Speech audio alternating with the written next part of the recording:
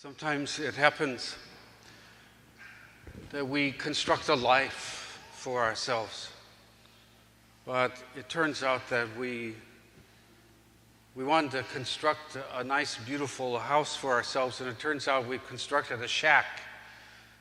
Maybe we didn't use the best materials. Maybe we used some second-rate materials. Maybe we used some mediocre materials to construct a life for ourselves, and then something happens and we reach a place and we realize, well, this life that I've constructed for myself is too small for the person who has to live in it.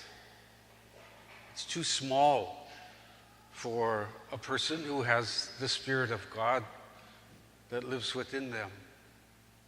It's too small for a human person who has the infinity of the divinity that lives within their hearts. And then we have to knock out a wall, build on an extra room. Sometimes we have to start all over again and design a new house for our life. That happened to a lot of Jesuits in the 16th century when they were sent to go and evangelize China and India and Japan. And so they went there with this. They had constructed a nice little house of evangelization that they were going to go live in there in Japan and China and the Mughal Empire in India. And they got there and they found out that their house was way too small. They had built a shack when they thought they were building a palace. Because what they found out when they got there is they found themselves in touch with civilizations that were thousands of years old, older than the Christian civilizations they had left in Europe. And they expected to find people who were the enemies, perhaps the enemies of God, who didn't have a high level of culture. And what they found surprised them. Because what they found were civilizations that in some ways were more advanced than the Christian civilizations back in Europe. And in many ways, they were as moral or more moral than the kingdoms, than the kings and the queens, the Christian kings and queens of the kingdoms that they had left back in Europe. They were a little surprised. And they realized they were going to have to change because it couldn't possibly, in the first place, at the most fundamental level, it couldn't possibly make any sense whatsoever that millions upon millions of people in these civilizations that had existed for thousands of years, and who had never heard of Jesus, it made no sense that they were all going to hell. And especially it made no sense because they were more morally advanced sometimes than the Christian civilizations they left back in Europe. And sometimes they were better organized for the good, the common good of all the people than the Christian empires that they had left back in Europe. And so they had to reconstruct a new house for what evangelization would mean in those countries. And they certainly could not think that those were the enemies of God, who had a more moral and a better organized for the common good civilization than the Christian kings and queens they left back in Europe.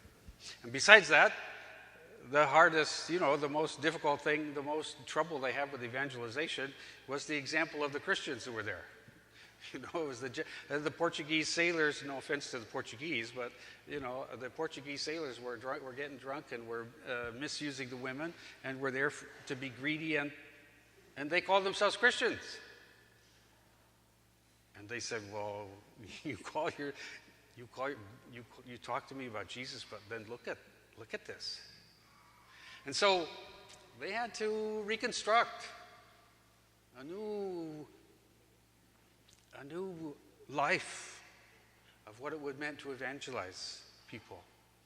And so one of the things that they just had to start with, the most fundamental thing they had to start with, was the Holy Spirit is here. It's so obvious the Holy Spirit is here. Because look at the lives these people are living. Look at the development of their culture. Look at the Holy Spirit is here. In our first reading, we have that wonderful story from Acts of how Philip goes to the Samaritans and he preaches, he evangelizes, he preaches the good news to them.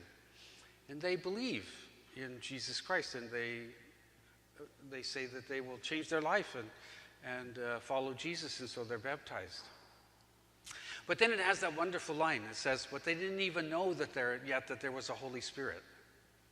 Now and so they send the apostles down to lay hands on them. Now that's interesting, because in a way, they already had the Holy Spirit. They didn't know it, but they already had that, because they couldn't have believed in Jesus Christ, and they couldn't have been given themselves to baptism with integrity and authenticity unless they already were being moved by the Holy Spirit. And so they already had the Holy Spirit, and yet there was another experience of the Holy Spirit in which that experience was completed, brought to a new level, in which they heard, oh, Jesus is the one who gives us this Spirit, and they received the Spirit in a new way. But the interesting thing is, they had already experienced the Holy Spirit. And that is what the church, the Catholic Church, has come to.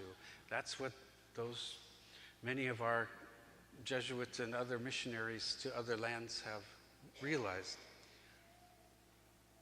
is that there is a universal gift of the Holy Spirit. There is a universal gift of the Holy Spirit that is given to all people, everywhere, all the time. God has shared the gift of His Holy Spirit with all people, everywhere, all the time. And that means that in their hearts they have said a deep, fundamental yes to goodness, to truth, to beauty, to holiness.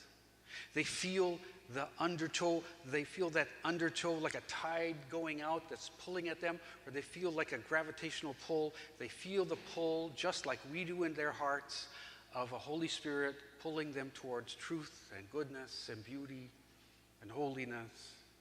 And there is a universal gift of the Holy Spirit that everyone, everywhere, all times have received. And so that means we have to change the way we do evangelization. Where are we? That's our Christian ancestors, but where are we now in the world? What's the religious situation in our world? The religious situation is we live in a multi-religious world where we don't have to go overseas to evangelize. The world comes to us. One of our daughters marries a Buddhist gentleman. Or the co-workers that we work with are Muslim or Hindu. Or one of our sons, is raised in the Catholic faith and becomes a Mormon. We don't have to go anywhere to experience the world's religion. We live in a world in which it all comes to us. We don't have to be overseas. We don't have to be the kind of missionary who goes overseas in order to evangelize. It comes to our lives. We live in a multi-religious world in which other religions and other faiths come to us all the time. And so the question is, now, what does evangelization going to mean for us? Because we have a faith that says that evangelization is that is what our faith is about. It's the fundamental thing. It's the fundamental mission of our faith is to evangelize. And we have a pope who says that he wants us to think about evangelization 24/7. Anybody been thinking about evangelization 24/7? I think about evangelization a lot, and I don't do it 24/7. And then we're in a parish that just adopted 3 new priorities for the parish, and one of those priorities is evangelization. And so that means that we are in the evangelization business, and it's not the kind of evangelization where we go overseas to some other country. It's right here. And we will get touched by religions from around the world, and we probably don't have to go anywhere for that to happen. So, we are evangelists. We're evangelists now. What's it going to look like? In this world of a multi-religious world, in which everyone has received the universal gift of God's Spirit, well then what is it going to look like for us to evangelize? Now, I'm not going to try to come up with all the answers for that, because that would take about, anybody want to stay for a 2-hour homily? Raise your hand. Oh, okay, maybe not. But we can begin to ask some questions that will lead us in the direction that we're going to have to go for the next 3, 5, 10, 20 years, as we find out what it means for us to do evangelization in a world community of world religions, in which God has given everybody the gift of His Holy Spirit. How are we going to do that? What's that going to mean? How are we going to know when we meet someone from another faith or another religion that they're people of authenticity who have been touched by the Spirit of God? And thankfully, St. Paul has made that really clear, how we know that. And all we have to do is look for the fruit of the Spirit of God. It's the fruit of the Spirit. And then we know the Spirit is there. Then, like those Jesuits in the 16th century, we can say, the Holy Spirit is here. It's here. And the way we know is the fruit of the Spirit. And the fruit of the Spirit, if I can remember them, is love and joy and peace and patience, goodness and kindness, gentleness, self-control, faithfulness and fidelity.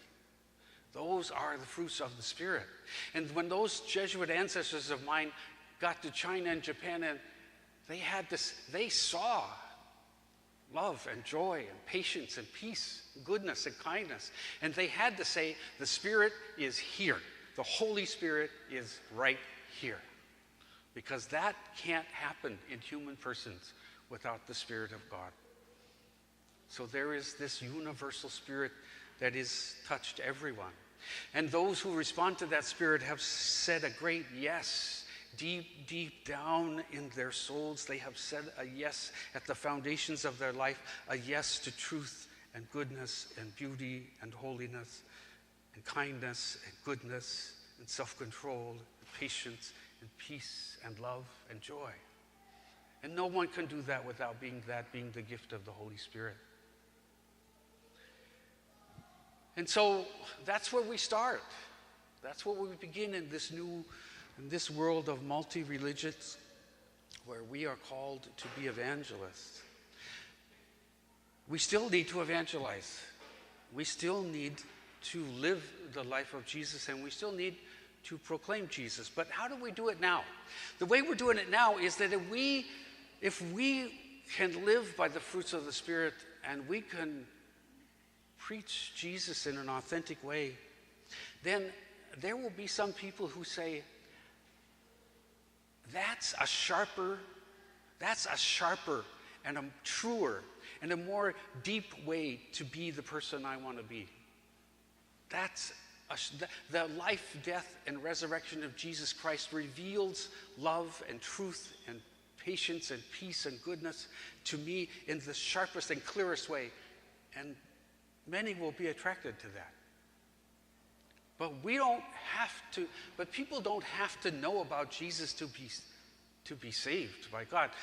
We have a universalist approach to salvation, which is the universal gift of the Holy Spirit has given to everyone, offers to everyone what it takes to be saved, what it takes to go to heaven. And it's about living up to the light and the love that has been placed in their hearts by the universal gift of the Holy Spirit. Now, we would like everyone to see that in Jesus there's a fullness that will bring their experience to a fullness, but people can be saved by God without knowing that it has to do with Jesus. They don't have to know that it's the invisible mission of Jesus Christ and the invisible mission of the Holy Spirit that has moved their hearts to be the best people they can be. They don't have to know it in order for God to save them. Now, we would like them to know it because there's a fullness. But how do we start to evangelize in this kind of a situation? Here's the most fundamental thing that we have to do. The most fundamental thing we have to do is we have to respect and honor the Holy Spirit, the universal gift of the Holy Spirit in all people. We have to honor that. When we touch the fruit of the Spirit in people, we have to honor. When we touch love, joy, peace, patience, goodness, self-control, kindness, gentleness, we know the Spirit is there, and we honor the Spirit because we know that's the Spirit of God. And we may disagree with them up here, if we talk theology, but down here at the fundamental level of the heart, we have something in common. That gift of the Spirit of God that pulls and tugs at us towards goodness, truth, beauty, holiness, patience, peace. And so we are in a religious situation in which we are going to be touching the lives of people from other religions and faiths. And the way that we know we have some communion with them at some deep level is to look for the fruits of the Spirit. Because they tell us the Holy Spirit is here. The Holy Spirit is here. Now, it doesn't mean that there won't be a time of fullness and of growing deeper, and there won't be a time of finding Christ. But now we have found a place where we are together, and we can work together for a better world. We can work together for a better world from this foundation.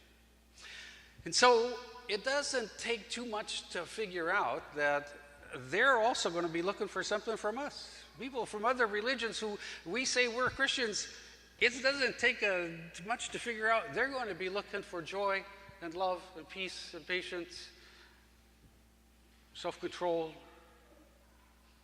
love. They're going to be looking for the fruits of the Spirit from us too.